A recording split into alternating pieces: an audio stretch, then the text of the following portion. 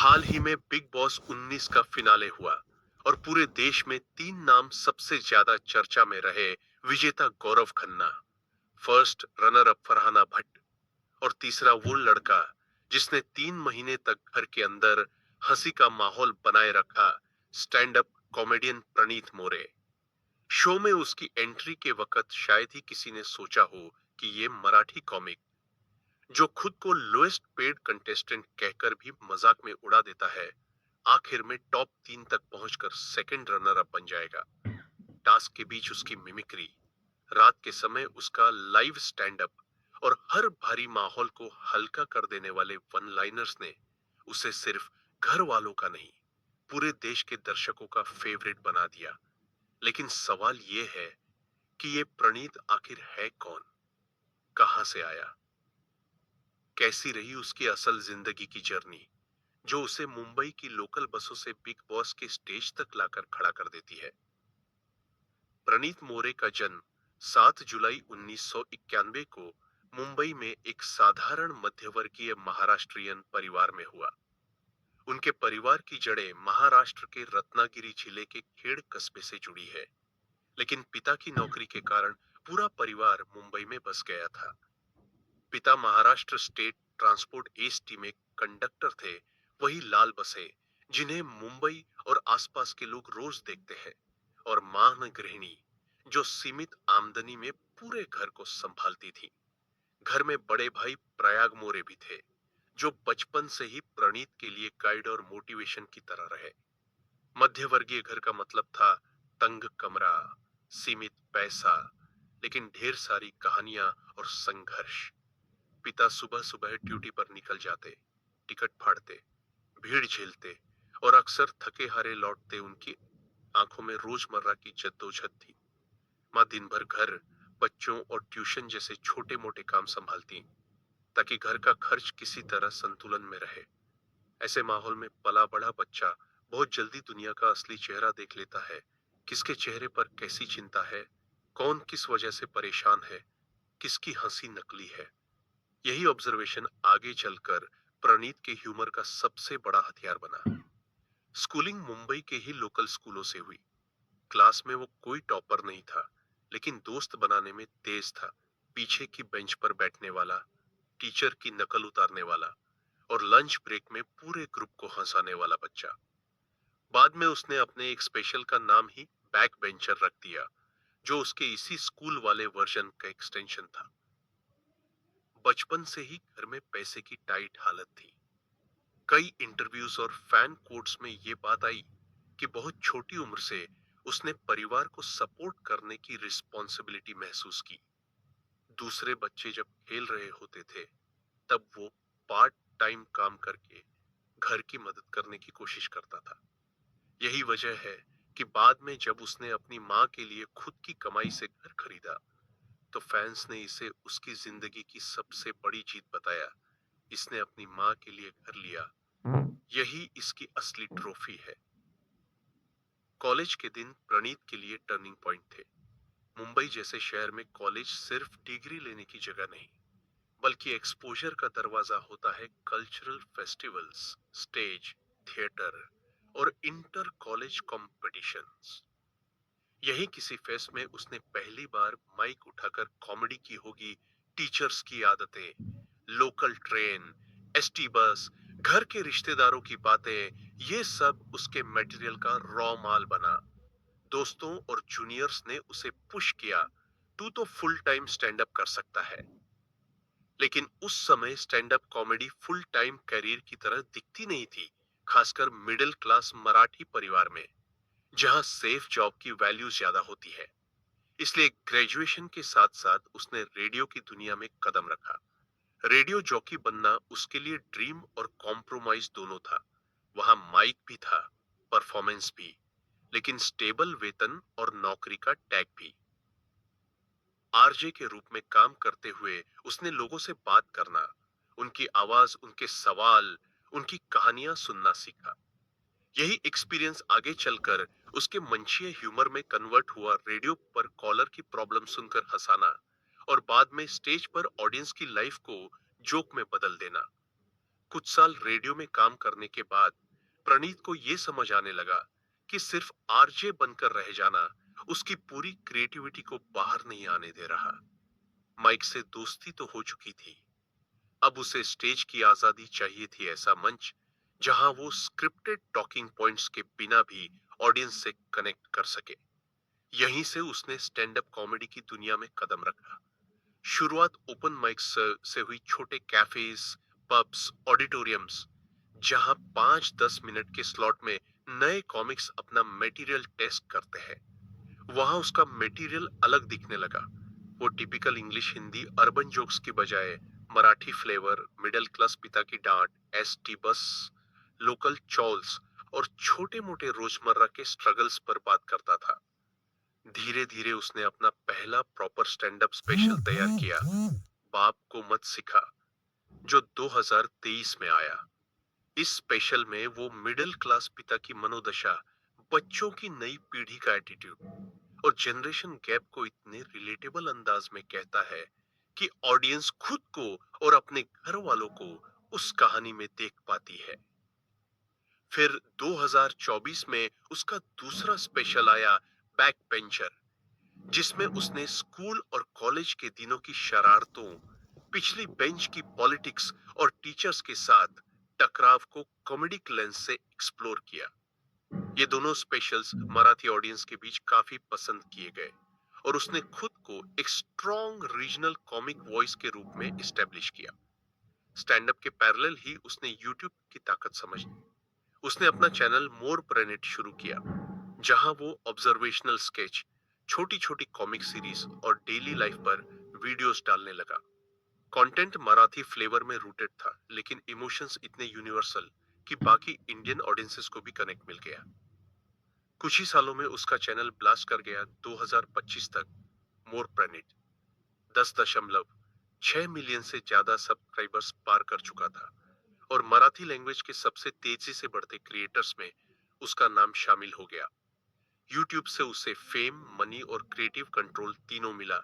अब वो खुद लिखता, खुद शूट करता, खुद एडिट करवाता और खुद ही ऑडियंस से फीडबैक लेता। यूट्यूब की ये जर्नी दो तरह से इंपॉर्टेंट थी। फाइनेंशियल स्थायित्व, जो उसे ज्यादा रिस्क लेने की हिम्मत देती है। ऑडियंस बेस, जो आगे चलकर बिग बॉस जैसे नेशनल प्लेटफॉर्म पर उसका बिगेस्ट साइलेंट एसेट बनता है। स्टैंड अप दुनिया में जितना फ्रीडम है, उतनी ही रिस्क भी है। 2024 की शुरुआत में प्रणीत एक लाइव शो कर रहा था, जहां उसने एक्टर वीर पहाड़िया या उनके फैमिली बैकग्राउंड पर जोक्स किए, जो कुछ लोगों को पसंद नहीं आए। रिपोर्ट्स के मुताबिक इस शो के दौरान कुछ लोगों ने उस पर हमला किया, उसे स्टेज पर फिजिकली टारगेट किया गया। ये इंसिडेंट मीडिया और सोशल प्लेटफॉर्म पर छा गया। प्रणीत ने तुरंत लीगल एक्शन लिया, असॉल्ट और इंटिमिडेशन के खिलाफ कंप्लेंट दर्ज की, जिससे साफ था कि वो सिर्फ कॉमिक नहीं, अपने अधिकारों के लिए कानूनी रास्ता अपनाने से भी पीछे नहीं हटता। इस इंसिडेंट के बाद उसने इंटरव्यूज में कहा कि अब कॉमेडियंस को अपने जोक्स के लिए सिक्योरिटी रखनी पड़ती है और उन्हें बहुत कॉन्शियसली सोचना पड़ता है कि किस सीमा तक जाना सेफ है। ये कंट्रोवर्सी उसकी जिंदगी का बड़ा मोड़ था। एक तरफ उसे पता चला कि वर्ड्स की ताकत और रिस्पॉन्सिबिलिटी क्या है, दूसरी तरफ मेन स्ट्रीम मीडिया ने पहली बार उसे नेशनल न्यूज की तरह कवर करना शुरू किया। यहीं से बिग बॉस की जर्नी की ग्राउंडवर्क भी तैयार होती है, क्योंकि शो को ऐसे कॉन्टेस्टेंट्स चाहिए जो कंट्रोवर्सी, कॉमेडी और इमोशनल बैक स्टोरी तीनों लेकर आए। 2025 में बिग बॉस 19 का ऑफर आया। एक इंटरव्यू में उसने कहा था, मैंने सोचा आरजे किया, फिर स्टैंड अप किया, अब ये रियलिटी शो एक नया एक्सपेरिमेंट होगा। यूट्यूब से हम ज्यादातर ऑनलाइन ऑडियंस तक पहुंचते हैं, लेकिन इस शो से टीवी वाले ब्रॉडर इंडिया से कनेक्ट कर पाऊंगा। शो में शुरुआत में उसे कई लोगों ने साइड कॉमिक की तरह देखा, मानो वो दूसरों की लड़ाइयों के बीच बस मजाक डालने आया हो। लेकिन जैसे जैसे एपिसोड्स आगे बढ़े, व्यूअर्स ने नोट किया कि वो सिर्फ हंसाता नहीं, सिचुएशंस को समझता भी है। फाइट्स में भी वो अक्सर अनजस्ट बिहेवियर के खिलाफ खड़ा होता है। लेकिन बिना अननेसेसरी अग्रेशन के। उसकी दोस्तियां घर में जेन्युइन लगती है, वो गॉसिप में कम और सुनने में ज्यादा दिखता है। हिंदुस्तान टाइम्स जैसे पोर्टल्स ने उसे डार्क हॉर्स, साइलेंट स्टॉर्म और अनएक्सपेक्टेड गेम चेंजर जैसे शब्दों से डिस्क्राइब किया, मतलब जो धीरे धीरे बिना शोर किए सबसे मजबूत दावेदारों में आ जाता है। बीच में एक बड़ा झटका भी आया। मेडिकल रीजंस के चलते उसे कुछ समय के लिए घर से बाहर जाना पड़ा और वो टेम्पररली इविक्टेड हो गया। लेकिन रिकवरी के बाद कमबैक करते ही उसने और ज्यादा एनर्जी के साथ खेलना शुरू किया, ये दिखाते हुए कि सेटबैक से वापस आना ही असली रेजिलियंस है। बिग बॉस के मंच पर सबसे बड़ा मोमेंट वो होता है जब सलमान खान किसी कॉन्टेस्टेंट को सीधे एड्रेस करते हैं, कभी प्यार से, कभी डांट से। एक वीकेंड पर सलमान ने प्रणीत को उसके कुछ जोक्स के लिए पुल अप किया, खासकर उन डिग्स के लिए जो इनडायरेक्टली उन पर या इंडस्ट्री पर जा रहे थे। उन्होंने साफ कहा, कपिल शर्मा, कृष्णा अभिषेक भी कॉमेडी करते हैं, पर इस तरह की जोक्स नहीं करते। ये मोमेंट दो तरफ से इंटरेस्टिंग था। एक तरफ नेशनल टीवी पर उसे एक सुपरस्टार द्वारा पब्लिकली चेक किया गया, जो उसके लिए रियलिटी चेक था कि प्राइम टाइम प्लेटफॉर्म पर बाउंड्रीज और भी स्ट्रिक्ट हो जाती है।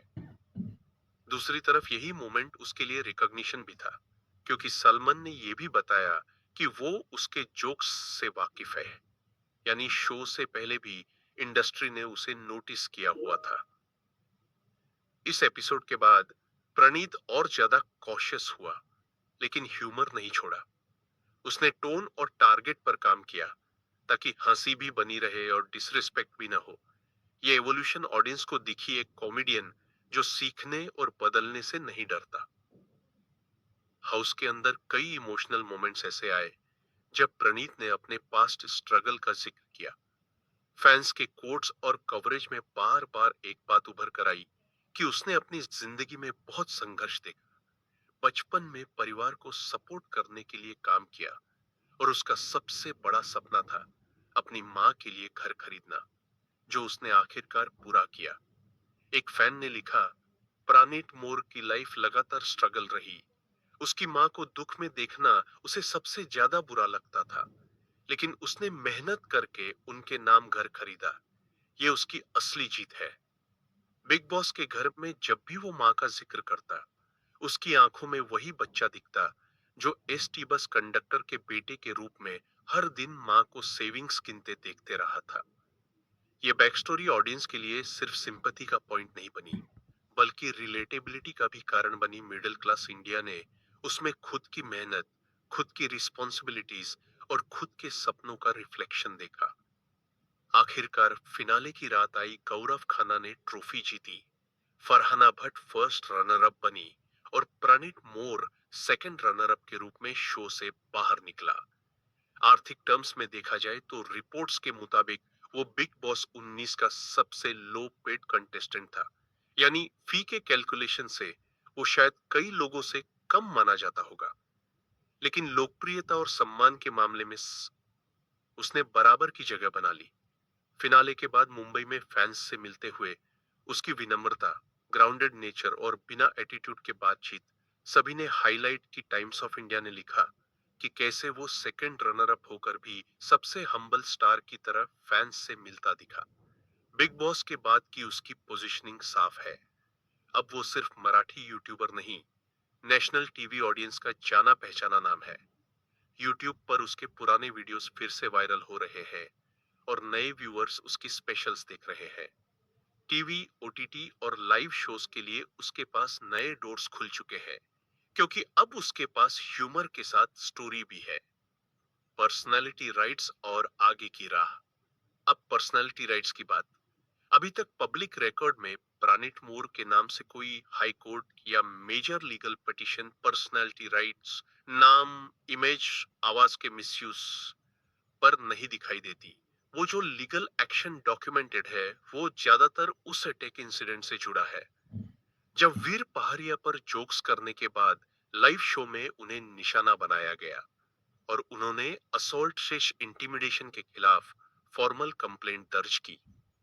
लेकिन जिस तरह अक्षय कुमार और अन्य सेलिब्रिटीज के केसेस ने यह प्रेसिडेंट सेट किया है कि डीप फेक, बिना कंसेंट वाले एड्स और एआई क्लोनिंग के खिलाफ कोर्ट प्रोटेक्शन मिल सकती है, उसी तरह फ्यूचर में प्राणित जैसे क्रिएटर्स भी अगर अपनी डिजिटल आइडेंटिटी की रक्षा के लिए कानूनी कदम उठाएंगे तो उनके पास रेडी लीगल फ्रेमवर्क मौजूद होगा। अभी के लिए पर्सनैलिटी राइट्स उनकी जिंदगी के लीगल चैप्टर से का थ्योरेटिकल फ्यूचर हिस्सा है, प्रैक्टिकली डॉक्यूमेंटेड नहीं।